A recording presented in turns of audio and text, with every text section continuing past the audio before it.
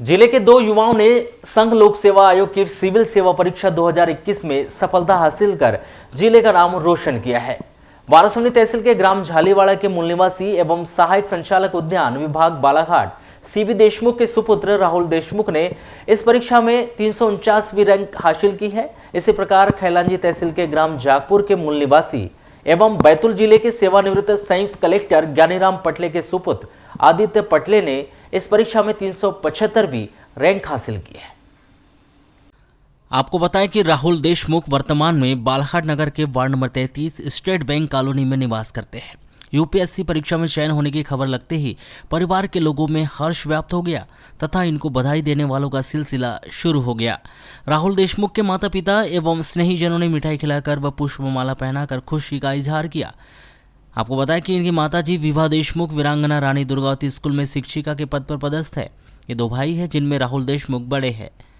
UPSC परीक्षा में चयनित युवक राहुल देशमुख ने बताया कि उनकी प्राथमिक शिक्षा पहली से 5वीं तक टैगोर मोंटेसरी स्कूल में, 6ठी से 12वीं तक केंद्रीय विद्यालय भरवेली झारखंड के धनबाद से बीटेक की पढ़ाई की।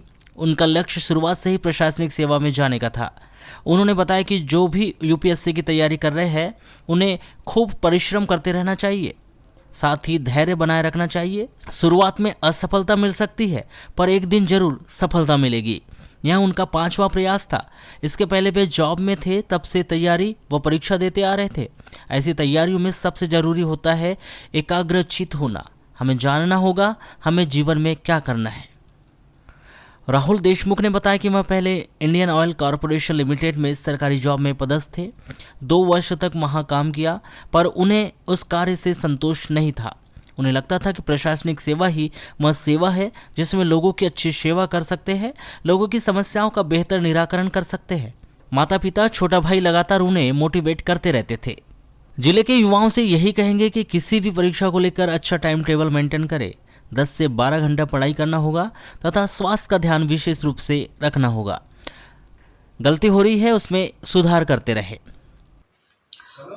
लक्ष्य मेरा बहुत शुरुआत से था प्रशासनिक सेवा में जाने का, और इसके मैं लोगों को ये कहूँगा कि परिश्रम हमेशा करते रहना चाहिए, साथ साथ धैर्य रखे रहना चाहिए। शुरुआती असफलताएं भी मिल सकती हैं पर वहीं जो हमें जो परसेवरेंस मेंटेन करेंगे तो जरूर हमको सफलता एक दिन मिलेगी। आप कितने वर्षों से इसकी तैयारी कर रहे थे और आपने क्या सोच रखा था? ये मेरा 5th अटैम्प्ट था। इसके पहले जब मैं जॉब में था तब से मैं तैयारी कर रहा हूँ, तब से मैं अटैम्प्ट दे रहा था और इस प्रयास में मैंने काफ़ी बदलाव करके देखे जो काफ़ी अच्छे निकले। उसके अंतर्गत मेरी इतनी अच्छी रैंक आई इस बार। देखिए, इसमें बहुत ज़रूरी कि एकाग्रचित क्लैरिटी ऑफ माइंड जो है वो बहुत अच्छी होनी चाहिए कि हमें लाइफ में करना क्या है।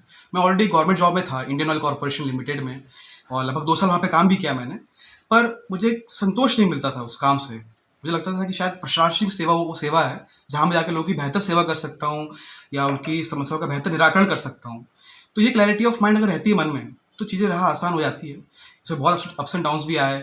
मेरे मम्मी पापा लगातार मेरी हेल्प की। ये मेरा 3रा इंटरव्यू था सिविल सर्विसेज में, तो मेरे मम्मी पापा, मेरा छोटा भाई लगातार मुझे मोटिवेट करते रहे और अंततः मैं इस एग्ज़ाम को क्लियर करने में सफल रहा। मैं बालाघाट के युवाओं से ये कहना चाहूँगा कि किसी भी एग्ज़ाम को लेकर काफ़ी अच्छा टाइम टेबल मेंटेन करें। कंसिस्टेंसी, दिन का 10 से 12 घंटा रेगुलर पढ़ना होगा। जो अदर एक्टिविटीज़ होती हैं उन सबको ड्रॉप करना ही पड़ता है। जब तक ये एक फोकस्ड माइंड नहीं रहेगा तब तक एग्ज़ाम में सिलेक्शन काफ़ी मुश्किल है। तो मैं सभी एस्पिरेंट्स को ये सुझाव देना चाहूँगा कि एक प्रॉपर टाइम टेबल फॉलो करें, हेल्थ का ख्याल रखें विशेष रूप से, और साथ ही साथ ये हमेशा समझते रहें कि एग्ज़ाम में दिक्कत क्या हो रही है। अगर सिलेक्शन नहीं हो पा रहा है, जैसे शुरुआती टाइम मुझे सफलता नहीं मिली, इस तरह बताया मैंने, तो ये समझना बहुत ज़रूरी है कि क्या गलती हो रही है, उसे सुधार करें। सफलता निश्चित रूप से आपको एक दिन मिलेगी। यूपीएससी चयनित युवक राहुल देशमुख के पिता सीबी देशमुख ने बताया कि यूपीएससी परीक्षा में चयन होने से हमें बहुत ही गर्व महसूस हो रहा है। इसमें मुख्य रूप से बेटे की मेहनत ही होती है। हम जरूर सहयोग के रूप में रहे हैं, हमने सहयोग किया, बाकी पूरी मेहनत बच्चे की थी। मेरा सपना था कि बेटा सिविल सर्विसेज में जाए और बेटे ने वह कर दिखाया। बेटा इसमें तो मुख्य रूप से बच्चे की मेहनत ही काउंट करती है।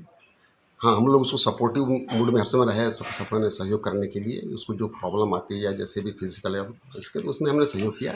बाकी पूरी मेहनत बच्चे की थी। बच्चे को उसके मार्गदर्शक और जो उनका ही योगदान रहा, बच्चे की अपनी मेहनत और उसके में प्रयास रहा उसका। देखो, हमारा सपना जो था प्रारंभिक अवस्था में कि हमारे बच्चे IITN हो, तो बच्चे दोनों हमारे IITN बन गए।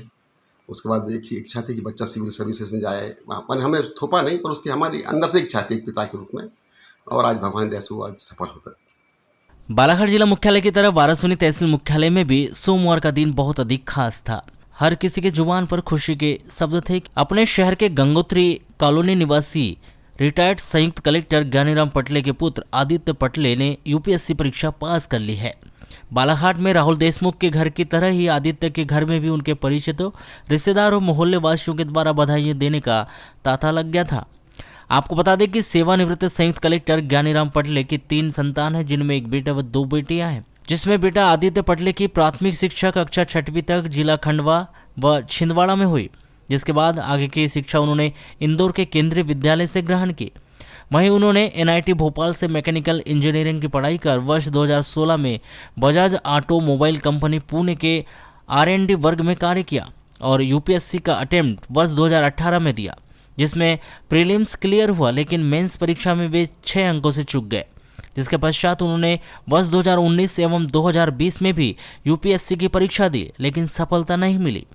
वर्ष 2021 में उन्होंने पुनः प्रयास किया, जिसमें उन्होंने यूपीएससी तीनों परीक्षाओं में सफलता अर्जित कर ऑल इंडिया रैंकिंग में 375वां स्थान अर्जित किया है। आपको बताएं कि आदित्य पटले के पिता ज्ञानीराम पटले का गृह ग्राम खैलांजी के गजपुर का है, जो सेवानिवृत्त होने के बाद वारासोनी के वार्ड नंबर 14 स्थित गंगोत्री में निवास कर रहे हैं। पद्मेश 24/7 से चर्चा में आदित्य पटले ने बताया कि उनकी शिक्षा इंदौर में हुई और एनआईटी भोपाल से इंजीनियरिंग करने के बाद उन्होंने 2 साल बजाज ऑटोमोबाइल में कार्य किया है। इस दौरान उन्होंने अपने सीनियर मित्रों से प्रभावित होकर यूपीएससी की परीक्षा में भाग लिया, जिसमें प्रथम पेपर में उन्हें सफलता मिली, किंतु मेंस नहीं निकल पाया। इसके बाद वर्ष 2019 व 2020 में भी उन्होंने प्रयास किया, लेकिन सफलता उन्हें वर्ष 2021 में प्राप्त हुई। वे अपनी इस सफलता का श्रेय अपने परिवार व ईश्वर व अपने परिचितों को देते हैं। श्री पटले ने बताया कि उन्होंने इस परीक्षा की तैयारी, सेल्फ स्टडी और ऑनलाइन प्रशिक्षण लिया, जिसके ही फलस्वरूप उन्हें यह सफलता प्राप्त हुई है। देखिए 3 राउंड रहते हैं, तो प्रीलिम्स में तो काफ़ी लोग देते हैं, कुछ 5 लाख के आसपास लोग देते हैं, जिसमें से फ़िल्टर होने के बाद करीबन 8-9 हज़ार लोग जो होते हैं वो मेंस के लिए क्वालिफाई होते हैं। और फिर वो मेंस क्वालिफाई करने के बाद 1800 लोगों को इस बार कॉल था इंटरव्यू के लिए। उन 1800 में से कुछ 720 के आसपास सीट्स थी, तो उन 720 लोगों का लगभग सिलेक्शन हुआ है।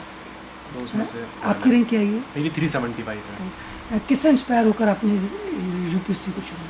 पापा भी मेरे सर्विस में थे और मेरे कॉलेज के सीनियर्स लोग हैं, उनसे भी मेरा मतलब काफ़ी गाइडेंस मिलते रहता था, और शुरू से इच्छा तो थी ही, इसलिए मैंने बस यही सिलेक्ट किया। किसको प्रेरणा मानते हैं? प्रेरणा तो देखिए फैमिली बहुत बड़ी प्रेरणा रहती है, और फिर ऊपर वाले का आशीर्वाद बहुत ज़रूरी होता है, क्योंकि लक का फैक्टर थोड़ा होता है इसमें। आप मेहनत तो बहुत लोग करते हैं, लेकिन मैं डिनाई नहीं करूँगा, लक एक बहुत इंपॉर्टेंट फैक्टर है इस एग्ज़ाम के लिए। ये बताइए कि आपका अनुभव कैसा रहा इस परीक्षा का? देखिए ऐसा है कि काफ़ी मतलब मेंटल स्ट्रेंथ होना ज़रूरी है, और डिसिप्लिन बहुत ज़रूरी होता है, क्योंकि काफ़ी घंटों तक पढ़ाई करनी पड़ती है, और मतलब नंबर ऑफ़ आवर्स से ज़्यादा इंपॉर्टेंट डिसिप्लिन है।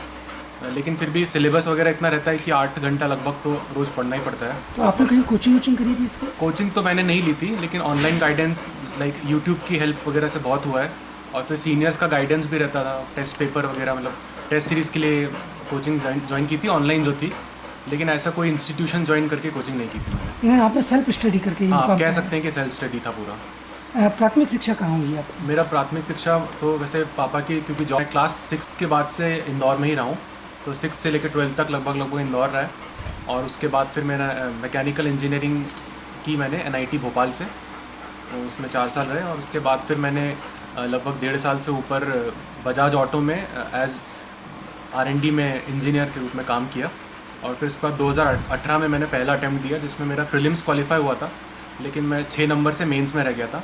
उसके बाद 19 और 20 में प्रीलिम्स क्लियर नहीं हो पाया, लेकिन अभी 21 में ऊपर वाले की कृपा से अभी तीनों राउंड क्लियर हो गए, और अभी 375 रैंक आ गया है। क्या बनना पसंद करेंगे? अभी देखिए मेरे रैंक के अकॉर्डिंग तो शायद से IPS का अलॉटमेंट होने की ज़्यादा चांसेस है, ऑल्दो IAS पहला प्रेफरेंस था, लेकिन IPS से भी मुझे कोई दिक्कत नहीं, मतलब मेरे लिए तो वो भी प्रेफरेंस इक्वल ही है, तो खुश हूँ मतलब जो भी है अभी उसके लिए।